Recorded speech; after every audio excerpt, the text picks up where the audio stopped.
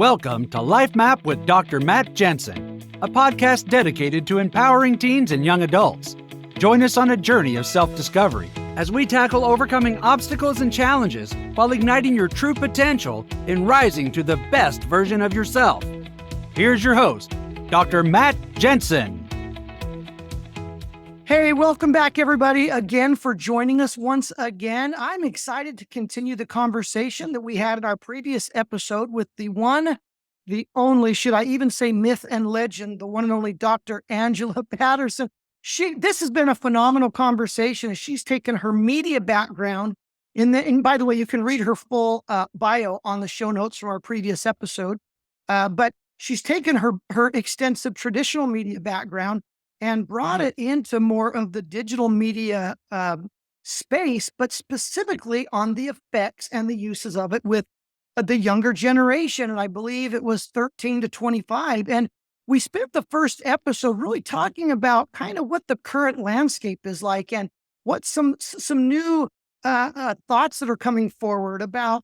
For example, we talked about the importance of not just holding back on media on our kids, but actively preparing them for media so that they already get this notion, this preconceived idea of that media can be a good thing when used appropriately, in moderation, and for productive means, rather than waiting and boom, Christmas 14th birthday, they get their first iPhone, no training, there's this whole new way that we can use media for the good. And for those of us that are parents, this is great news that it's not just all gray clouds, storm and darkness. Don't get me wrong. The bad is out there, but focusing on the solutions and on the productive use of media is so important. And so I'm excited to welcome back Dr. Angela Patterson to continue our discussion. Dr. Patterson, thanks for sticking around and doing another segment with me. I appreciate having you on again. No problem. It's a joy. Good to talk to you. Great. Okay. Well, let's kind of continue on from our conversation. We started to get into some of the strategies that our teenagers, our young adults can start to have. And I want you to respond to that. But first, I want us to look at a couple of realities. And that's that I was just reading in the National Institute of Mental Health that nearly 50% of all adolescents are going to have or deal with some type of severe mental illness at some point in their life. And I think that's understandable. We've seen anxiety on the rise as digital media is on the rise. So there are some stark realities that we have to understand. And by understanding them, then it makes more sense why we need to pivot sometimes in our strategies and our focus. The other statistic in this same article was that nearly 6 in 10 men and 5 in 10 women have some type of social media addiction. And we were talking off air that this could be not necessarily an addiction to bad content, but maybe just to a time addiction spent on social media rather than time spent doing other productive things. So we could break down that statistic, but these statistics are showing the trend continuing that media is becoming a more important, an ongoing influence in our life, and that mental illness is right there in the background following.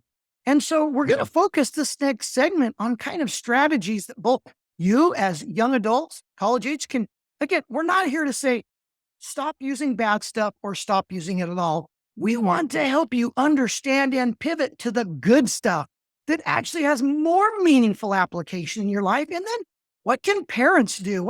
And friends, how can we be supportive and how can we help that? So following along in that conversation, let's get Dr. Patterson right in as we continue our discussion on how can young adults really start to focus in and change behaviors that might be not productive and start to utilize it to really help them unlock the great things that lie ahead when it comes to their digital media usage.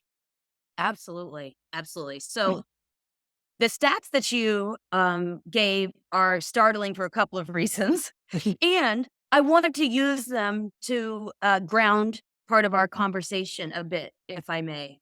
So with the addiction stat, that's a big one, and it could include all sorts of use, like you named, from looking at perhaps things that are not as healthy, to just the compulsive checking of your phone. That's what they might consider addiction. I think especially when it comes to social media and digital life in general, we probably need to be careful about using the label of addiction to any behavior, just because that's a very loaded term and it can mean a lot of things. And in some circles, addiction is more of a disease, right? Depending on kind of your philosophy.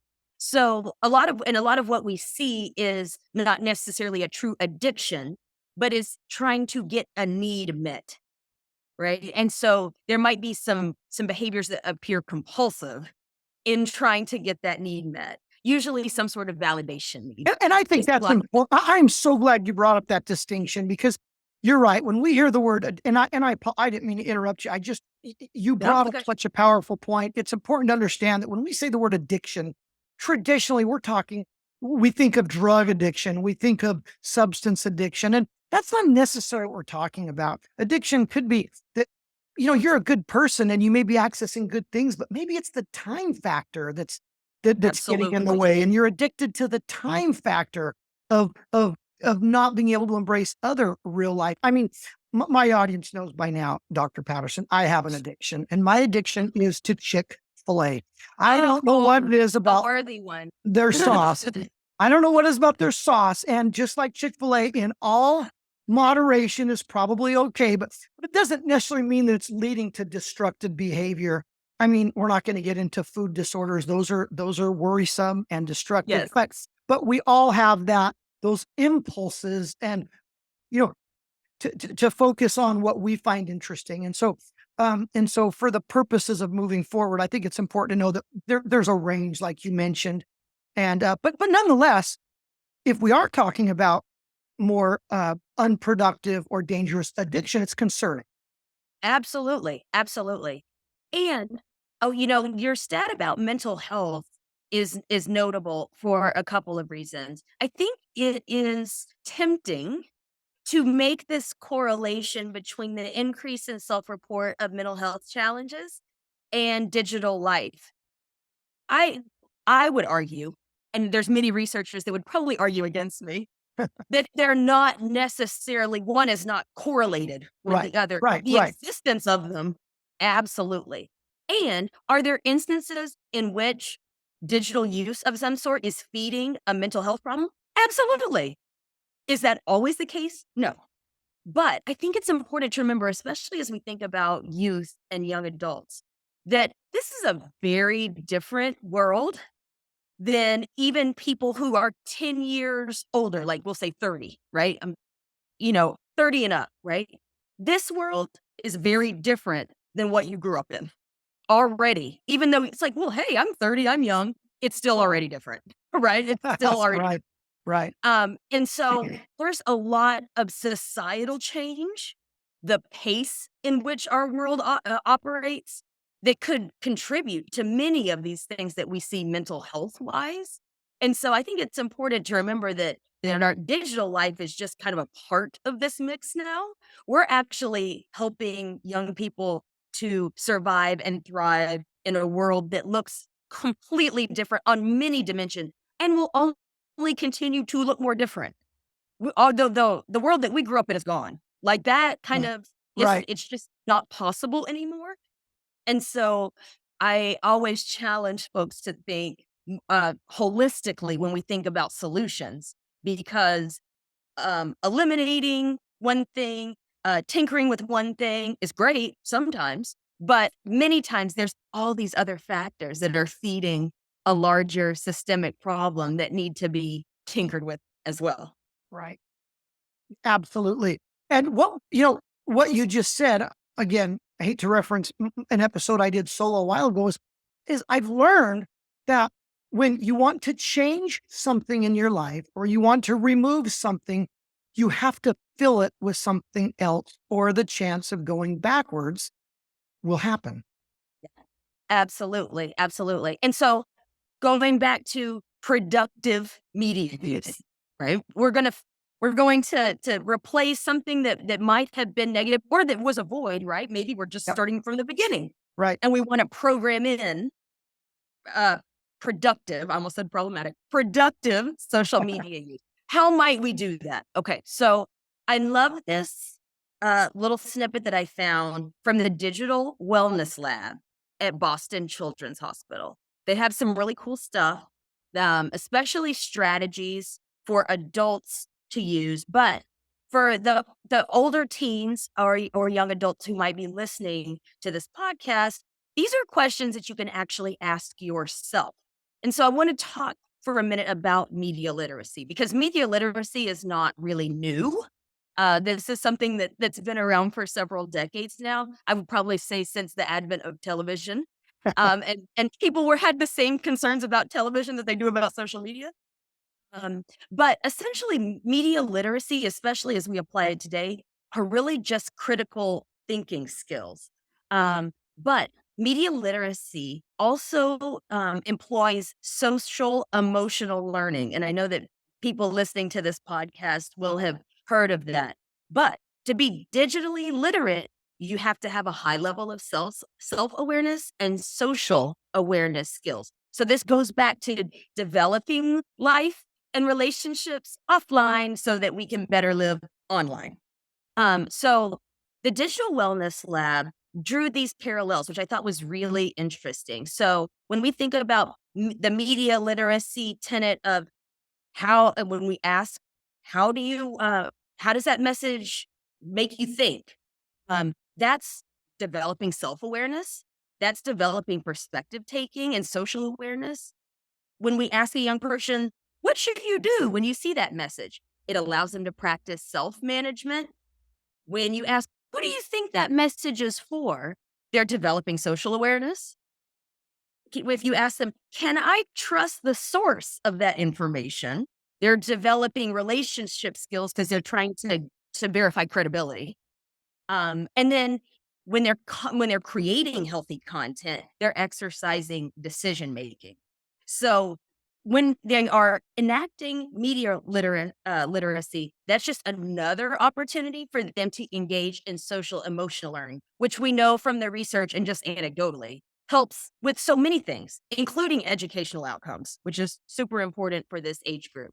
So if you want to try this, then as a parent, a trusted adult, or even if you're old enough, to yourself, if you want to develop your media literacy skills, ask yourself, what does this show or commercial or post want you to think? And why do they want you to think that? Again, that helps you to start to evaluate credibility and potentially underlying motivations for why somebody would post something. How does this message make you feel? Perhaps the most important question we can ask, because it helps to develop the self-awareness you need to become aware and identify certain emotions.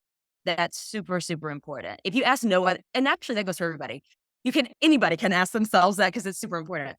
And then who is this message for? And how would that make them feel? This is super important, especially for what we see on social media in terms of evaluating things that might be targeted towards a certain demographic, or that might be about a certain demographic, that might be somehow discriminatory. I mean, any of these things. Because when we ask about who a message is for and how would it make them feel, now we're able to exercise some perspective taking and start to put ourselves in their shoes. Incredibly important skill. And then lastly, what do you want to do after seeing this message? Because then they're able to build a bit of self-awareness and self-regulation by asking them to notice and manage their own behaviors. At the end of the day, that's what we want young people to do, is to notice and manage their own feeling, thoughts, and behaviors. And media is actually a great way to exercise those skills. I love that. I love that. And that goes right along developmentally. What I've heard you say is that we're actually using growth and development in context with media usage. And so, Absolutely. and if that could be so empowering to anybody that's listening to this, and even us adults can learn something from that. What's the context? Yes. Who's it for? And what's the aftermath of this message? What's the aftermath? What's the purpose of it? It can give us pause, both as a reader, a sender, a receiver, on all of these things. And it can man, a lot of personal offenses could be erased, and a lot of uh, uh, misintentioned purposes could be fixed just by taking a moment. Even if you just take a break, what do you call it? A 30-second pause from reading, sending, or processing. Absolutely. Absolutely, 100%. And I would argue that many of us were not taught to do this. No. And so we were kind of assuming that anything that was delivered to us, especially through official channels, must be the truth. Media, especially with the 24/7 news cycle, it just doesn't function that way anymore. So to approach a message, regardless of where you see it, with a healthy level of skepticism is probably a good thing. But we want to teach Absolutely. young people how to do that systematically. And we haven't even talked about the emotional accompaniment of messaging and of all. When I was a dentist, when I was a practice owner, I had staff members come in with different problems and frustrations. And I remember it's happened more than once, but one sticks out. I had a staff member come in and say, Dr. Jensen, I reached out to this fellow coworker to try to smooth this over, and this is the message they sent back. And the first thing I always said was, now, are you sure they're going to be comfortable with me seeing this message? And they said, well, but Dr. Jensen, I want you to see it because this is what I took from it. And I want you to see if maybe I mistook the message. And I said, okay, that's fine. And I would read the message, and I did have a different takeaway than the recipient. And I said, well, me being kind of a mediator, this is what I take for it. And one thing I always do, I almost always give people the benefit of the doubt, because we all seem to be emotionally charged when we send, or we get emotionally charged if we read into something in a certain way. And so take a step back, put yourself in her shoes, how she was feeling, and now see if that gives you more. What if she said this to you in person in a way that was meant to be conciliatory? Absolutely. I didn't think of it that way.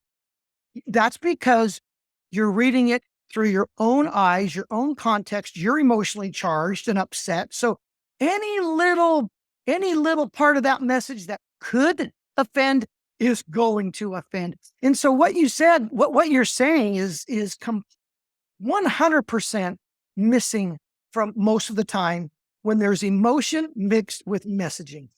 Absolutely. Absolutely. And fun pro tip, you can do the reverse of what you just described. When you see a message and automatically you have like a stark emotional reaction that you don't want, right? Anything other than ebullience and joy, you could say, oh, okay, let me notice again. Let's notice our emotion. Let me identify that emotion. Oh, that made me feel embarrassed. That made me feel sad. And then take a step back, to use your language, and say, why? Because what happens a lot of times when we're looking at things through our own lens is we are pulling information from way back here, right? That's feeding this present moment. And if we can remember, oh, yeah, I know usually when I receive messages with wording like that, it makes me feel like X. And X is usually something back there. Right. That made me feel like I was incompetent, right? And so then that pause allows you to remove the charge from your response and start to Yes. think more objectively, just like you were talking about. This is just another way to get there, right? Instead of putting yourself in their shoes, put yourself in the shoes of you 2 years ago. And there's probably a Right. reason as Right. to why you're responding the way that you're responding in the moment. And then that allows you to be like, okay, now I can see from a different vantage point what this person might have intended. And it still might not be great, honestly, but Right. then that allows you to have a different conversation, not one where emotion is behind the wheel. Right.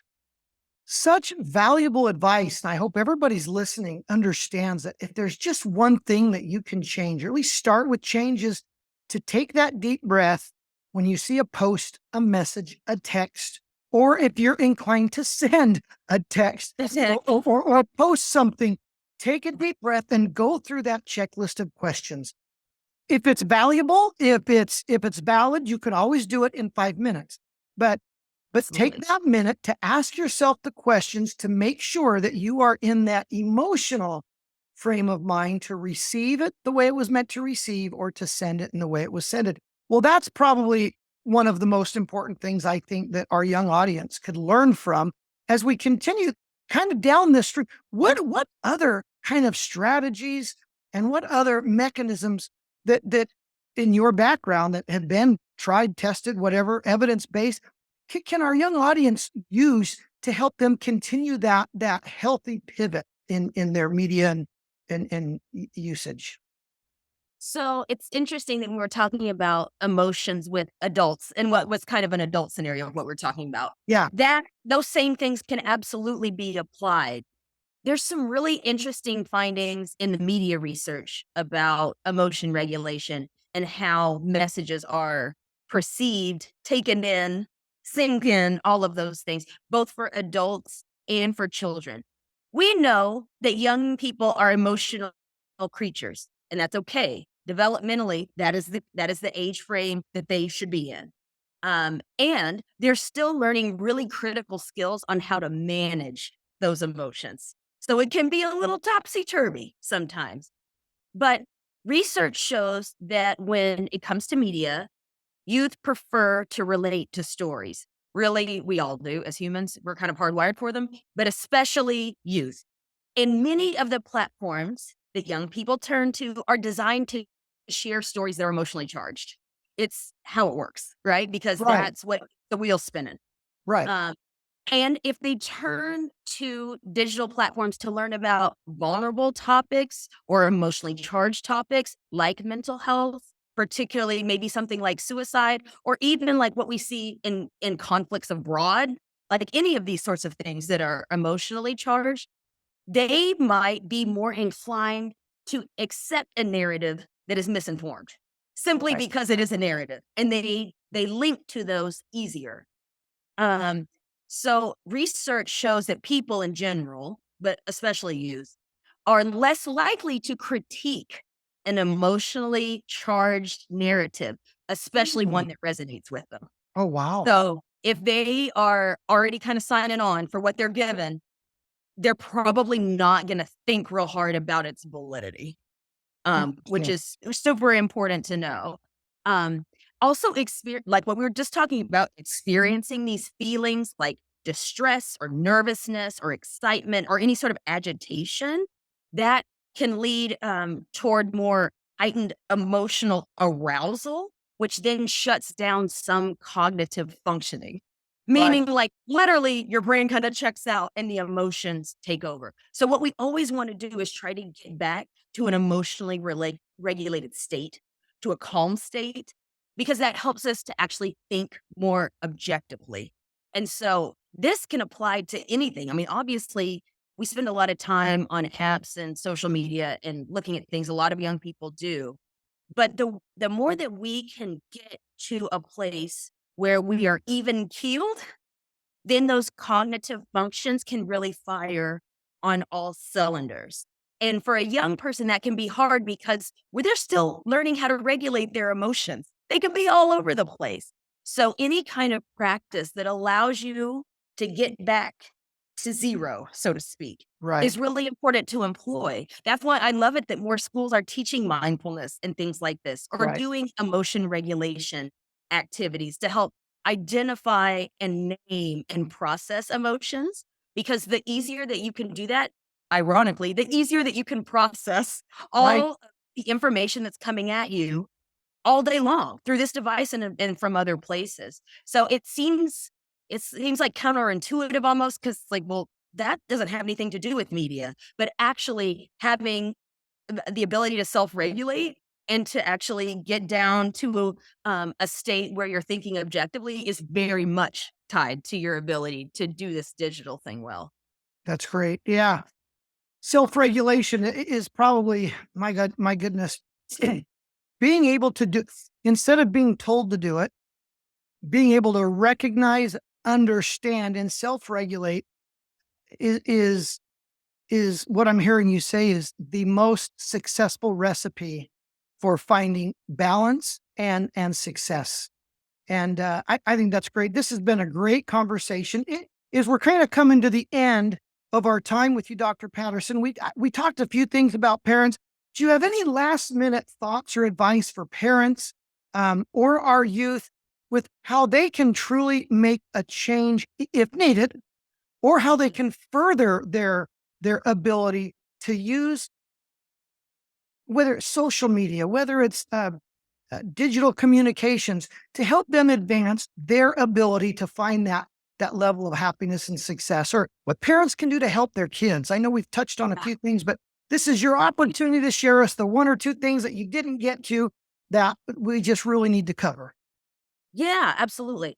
So, I know that all that we've discussed, if I were a parent listening to this, I might feel a bit overwhelmed because it's like Sure. all these parenting things that I need to do to make sure my child doesn't succumb to all of the pitfalls out there.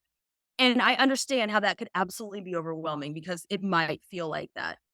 The good news is that if we needed to narrow it down a bit, so there are a couple of things that parents can focus on in terms of helping their child build key skills to help them have the most positive media experiences. And the research is starting to kind of build out this argument for two skills in particular. One of those is self-control. When research is showing that when self-control is low in supply for a young person, they are more likely to engage in problematic social media use, which, if you think about it, kind of makes sense. Yep. How parents can aid in developing self-control simply by establishing routines and creating environments where displaying self-control is consistently rewarded. And that's the key word, consistently rewarded, right? Going Right. back to the very beginning of our conversation where we're talking about rewarding positive behavior versus punishing bad behavior. This is one that if you can build any skill, self-control is really key for being able to navigate this space. The other one, resilience. Young people experiencing difficult situations or challenging states might start to adopt negative coping styles like problematic social media use. But when a young person develops resilience, they might have the feelings of competence and confidence that keep them from entering the mental states that can then lead to problematic social media use. Again, all of this goes back to what is happening offline, because generally, when we start to see bad outcomes, there's usually things way upstream that are feeding into that downstream outcome. So if you can focus on two things, building resilience and self-control in your young people is a great place to start. So, and probably one of the most important places to start is understanding that. Well, Dr. Patterson, I wish we had another hour. I bet you've got a whole nother page of notes that we could absolutely get through. But let me tell you this. This has been such a great interview. I would love to have you back on the show sometime later in the year where we can continue this, because you correct me if I'm wrong, but I think we've only just got to the tip of the iceberg on this stuff. Merely scratch the surface. Merely scratch the surface. But I do want to take what I've learned in this episode, and I hope that our parents and you young people have been listening. And there's a couple of take homes from this discussion with the very talented and knowledgeable Dr. Patterson. And that's this: media is here to stay. And the good news is it can actually be one of the resources that help propel you to your journey to happiness and success, if it's used right. A second take home is to take a moment and to really take a breath and look at the messages, whether it's a post, a text, something in social media, and try to really internalize what is the intent and the purpose on both the sender and the receiver before we make any rash actions. A third thing, make sure that we're self-regulating our usage, that we're taking time to make sure that we're engaging in meaningful ways and quite frankly, that we're following and subscribing to meaningful and fulfilling sources of content. And then for parents, have that self-control, establish routines so that we can foster an environment in the home, in the school, wherever it may be, so that we can provide the opportunities for ourselves, our teenagers, our students to be able to get the most and the best out of our media usage. Did I sum it up okay, Dr. That was Patterson? perfect. You hit all of the points. That is excellent. Well, this has been phenomenal. I'm not 16 anymore. Sometimes I wish I was. Most of the time I wish I wasn't. But I will tell you, I learned a lot today, and I know that there's a lot of improvement that I can make in my life. I don't use social media. I don't read a lot of social media for hobby. I do a lot of social media for posting content, and sometimes I get overwhelmed just doing that.